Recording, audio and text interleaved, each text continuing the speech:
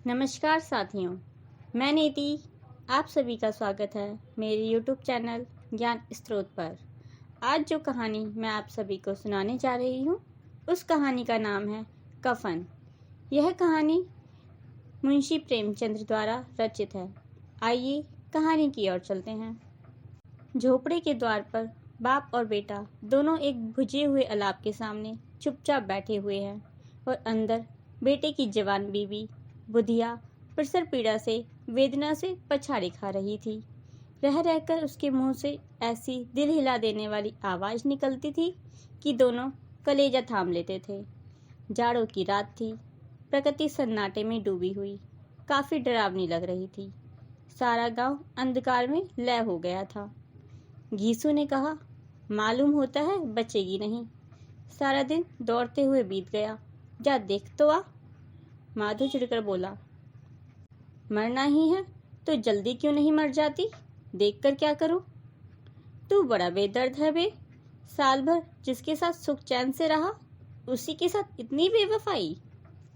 लेकिन मुझसे तो उसकी तड़पना और हाथ पांव पटकना नहीं देखा जाता। चमारों का कुनबा था और सारे गांव में बदनाम। घीसू एक दिन काम करता तो 3 दिन आराम करता। माधव इतना कामचोर था कि आधे घंटे काम करता तो घंटे भर चिलम पीता। इसलिए उन्हें कहीं मजदूरी नहीं मिलती थी। घर में मुट्ठी भर भी अनाज मौजूद हो तो उनके लिए काम करने की कसम थी। जब 2-4 फाके हो जाते तो घीसू पेड़ पर चढ़कर लकड़ियां तोड़ लेता और माधव बाजार में बेच आता। जब तक वे पैसे रहते दोनों इधर उधर मौज उड़ाते। गांव में काम की कमी ना थी। किसानों का गांव था।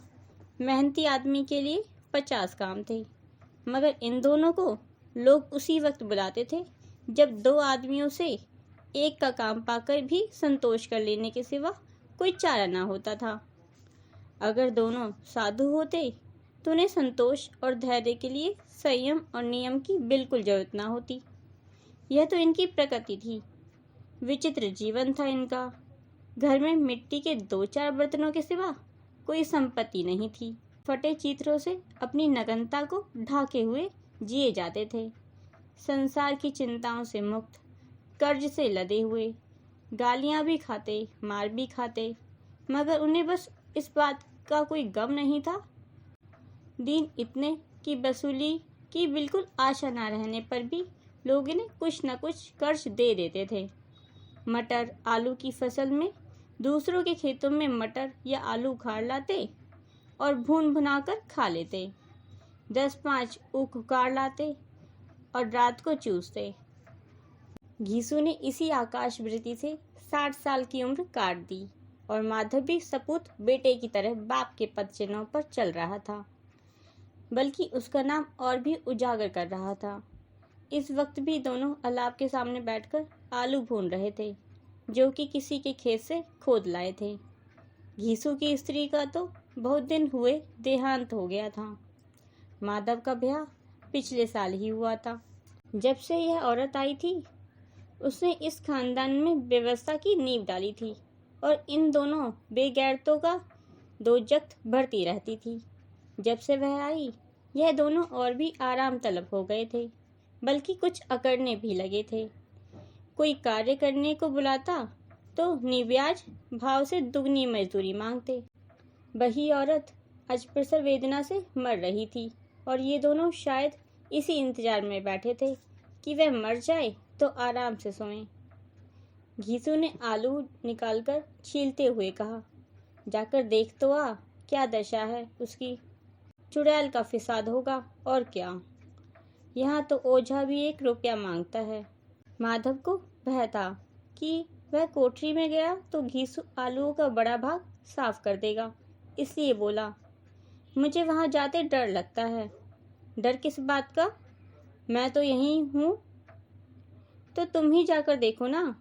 मेरी औरत जब मर रही थी तो मैं 3 दिन तक उसके पास से ना हिला था।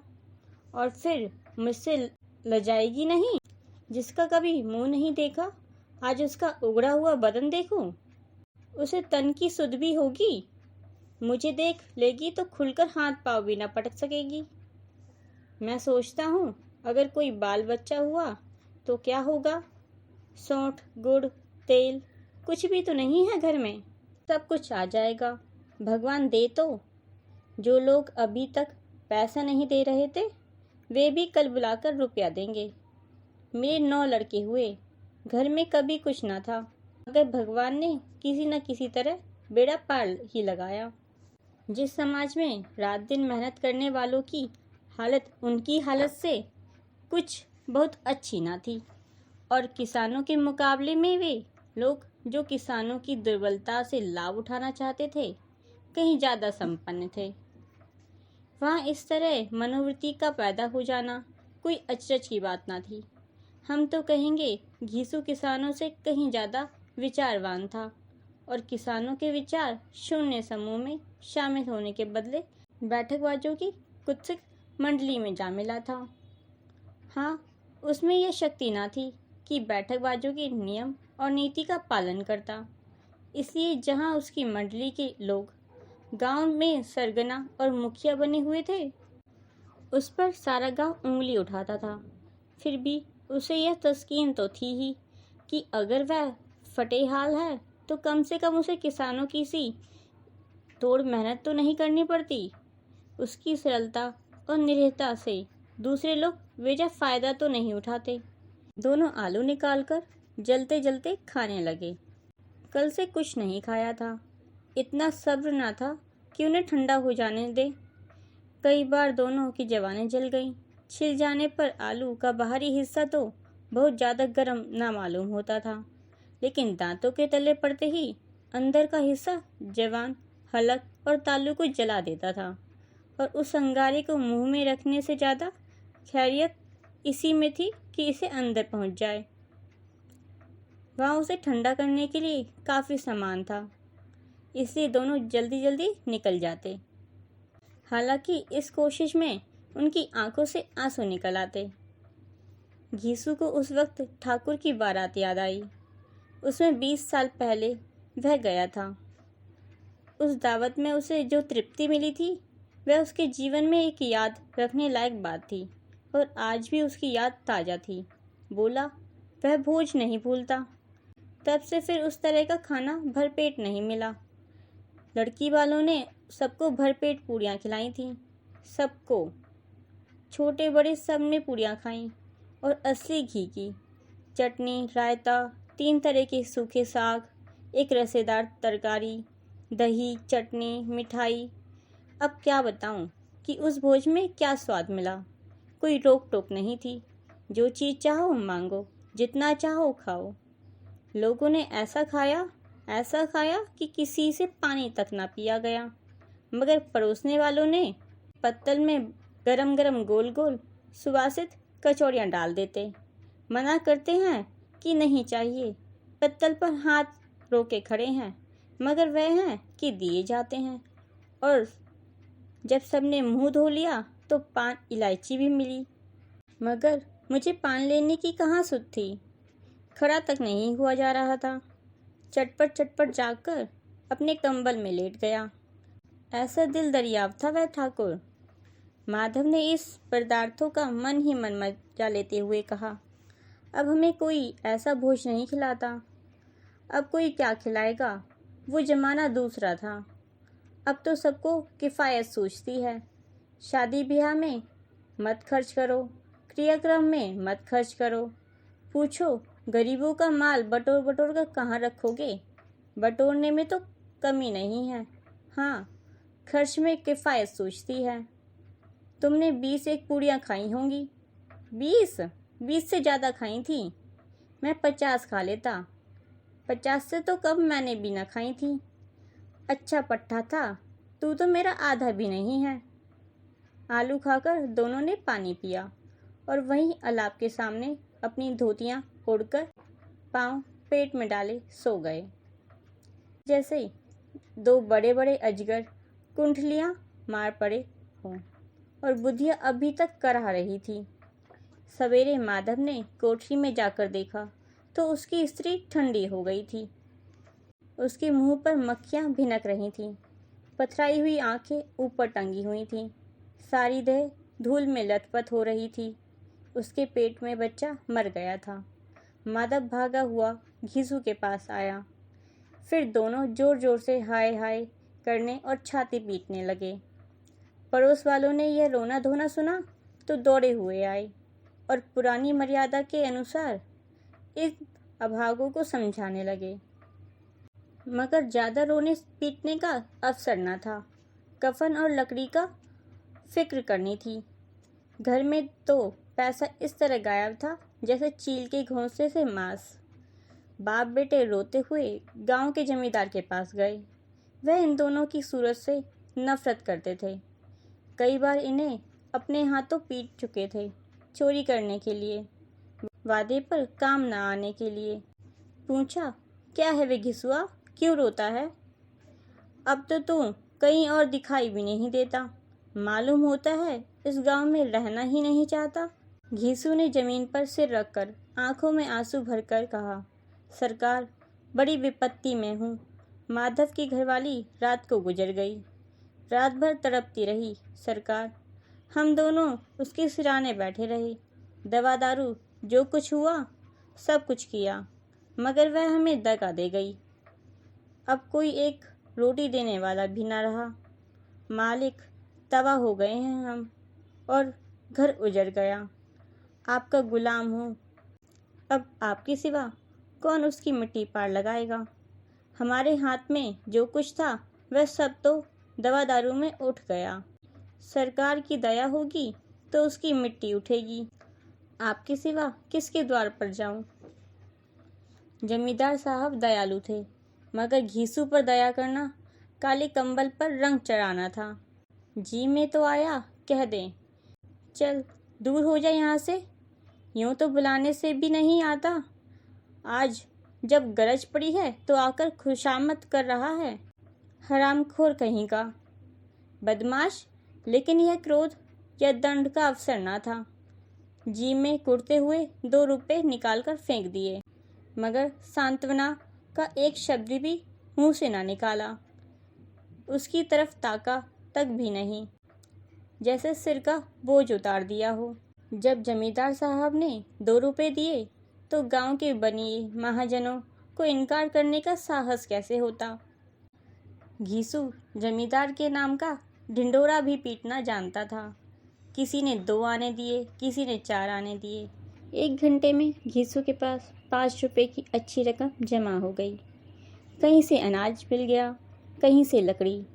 और दोपहर को घीसू और माधव बाजार से कफन लाने चले। इधर लोग बांस काटने लगे। गांव की नर्म दिल स्त्रियां आकर लाश को देखती थीं और उसकी बेकसी पर 2 आंसू गिराकर चली जाती थीं। बाजार में पहुंचकर घीसू बोला, लकड़ी तो उसे जलाने भर को मिल गई है, क्यों माधव? माधव बोला, हाँ, लकड़ी तो बहुत है, अब कफन चाहिए। चलो कोई हल्का सा कफन ले लेते हैं। हाँ और क्या, लाश उठते उठते रात हो जाएगी। रात को कफन कौन देखता है? कैसा बुरा रिवाज है। जिसे जीते जी तन ढांकने को चिथरा भी ना मिले, उसे मरने पर नया कफन चाहिए। कफन लाश के साथ ही तो जल जाएगा, और क्या रखा रहता है। यहीं 5 रुपए मिलते पहले तो कुछ दवा दारू कर लेते। दोनों एक दूसरे की मन की बात ताड़ रहे थे। बाजार में इधर उधर घूमते रहे। कभी इस बाजार की दुकान पर गए, कभी उसकी दुकान पर। तरह तरह के कपड़े, रेशमी और सूती देखे, मगर कुछ जचा नहीं। यहाँ तक कि शाम हो गई। तब दोनों ना जाने किस देवी प्रेरणा से एक मधुशाला के सामने आ पहुँचे और जैसे किसी पूर्व निश्चित व्यवस्था से अंदर चले गए। वहाँ जरा देर तक दोनों असमंजस में खड़े रहे। फिर घीसू ने गद्दी के सामने जाकर कहा, साहू जी, एक बोतल हमें भी देना। इसके बाद कुछ चखना आया। तली हुई मछली आई और दोनों बरामदे में बैठकर शांतिपूर्वक पीने लगे। कई कुंजियाँ ताबड़तोड़ पीने के बाद दोनों सरूर में आ गए। घीसू बोला, कफन लगाने से क्या मिलता है?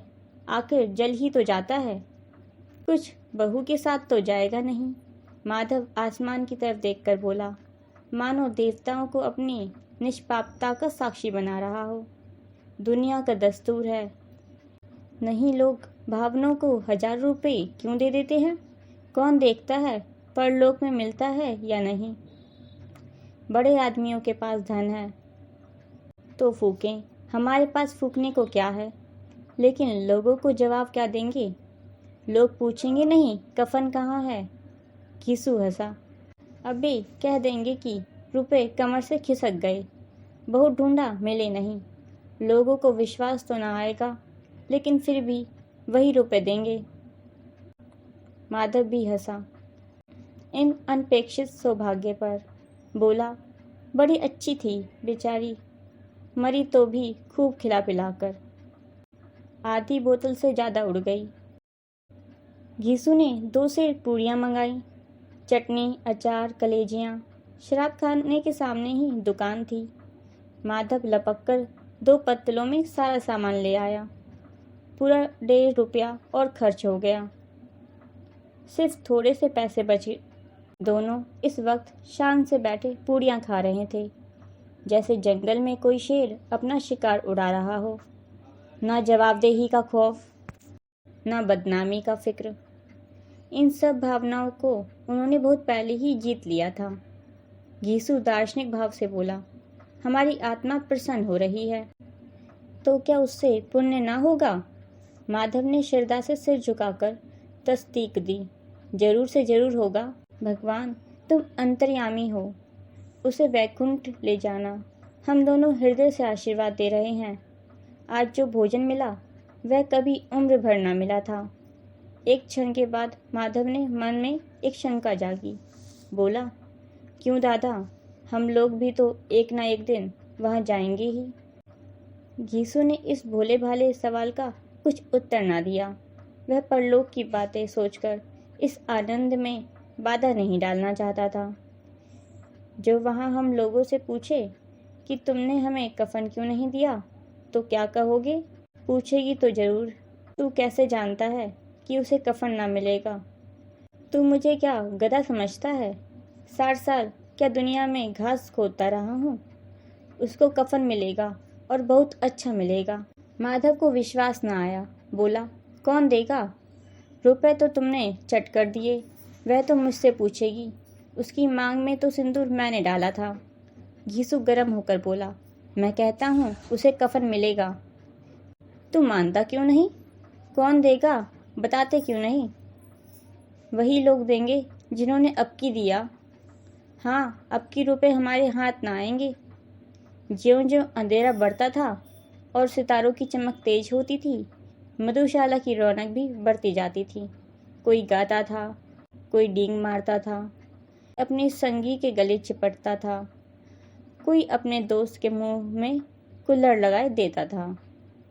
वहाँ के वातावरण में सुरूर था, हवा में नशा। कितने तो यहाँ आकर एक चुल्लू में मस्त हो जाते थे। शराब से ज़्यादा यहाँ की हवा उन पर नशा करती थी। जीवन की बाधाएं यहाँ खींच लाती थीं और कुछ देर के लिए वह भूल जाते थे कि वे जीते हैं या मरते हैं, या ना जीते ना मरते हैं। और ये दोनों बाप बेटे अब भी मज़े लेकर चुस्कियाँ ले रहे थे। सबकी निगाहें इन्हीं की ओर जमी हुई थी। दोनों कितने भाग्य के बली हैं। पूरी बोतल बीच में है। भरपेट खाकर माधव ने बची हुई पूड़ियों का पत्तल उठाकर एक भिखारी को दे दिया, जो खड़ा इनकी ओर भूखी आंखों से देख रहा था और देने के गौरव, आनंद और उल्लास का अपने जीवन में पहली बार अनुभव किया। घीसू ने कहा, ले जा, खूब खा और आशीर्वाद दे। जिसकी कमाई है वह तो मर गई है, मगर तेरा आशीर्वाद उसे जरूर पहुँचेगा। वह बैकुंठ में जाएगी दादा, वह बैकुंठ की रानी बनेगी। घीसू खड़ा हो गया और जैसे उल्लास की लहरों में तैरता हुआ बोला, हाँ बेटा, बैकुंठ में जाएगी। किसी को सताया नहीं, किसी को दबाया नहीं। मरते मरते हमारी जिंदगी की सबसे बड़ी लालसा पूरी कर गई। वह बैकुंठ नहीं जाएगी तो क्या ये मोटे मोटे लोग जाएंगे, जो गरीबों को दोनों हाथों से लूटते हैं और अपने आप को धोने के लिए गंगा में नहाते हैं और मंदिरों में जल चढ़ाते हैं। श्रद्धालुता का रंग तुरंत ही बदल गया। अस्थिरता नशे की खासियत थी। दुख और निराशा का दौरा हुआ। माधव बोला, मगर दादा, बेचारी ने जिंदगी में बड़ा दुख भोगा, कितना दुख झेल कर मरी। वह आंखों पर हाथ रखकर रोने लगा, चीखें मार मार कर। घीसू ने समझाया, क्यों रोता है बेटा? खुश हो कि वह माया जाल से मुक्त हो गई, जंजाल से छूट गई। बड़ी भाग्यवान थी जो इतनी जल्द माया मोह के बंधन तोड़ गई। और दोनों खड़े होकर गाने लगे, ठगनी क्यों नैना झमकावे, ठगनी। पियक्कड़ों की आंखें इनकी ओर लगी हुई थीं और ये दोनों अपने दिल में मस्त गाए जा रहे थे। फिर दोनों नाचने लगे, उछले भी, कूदे भी, गिरे भी, मटके भी, भाव भी बताए, अभिनय भी किए और आखिर नशे में मदमस्त होकर वहीं गिर पड़े। आशा करती हूँ आपको ये कहानी पसंद आई होगी। धन्यवाद।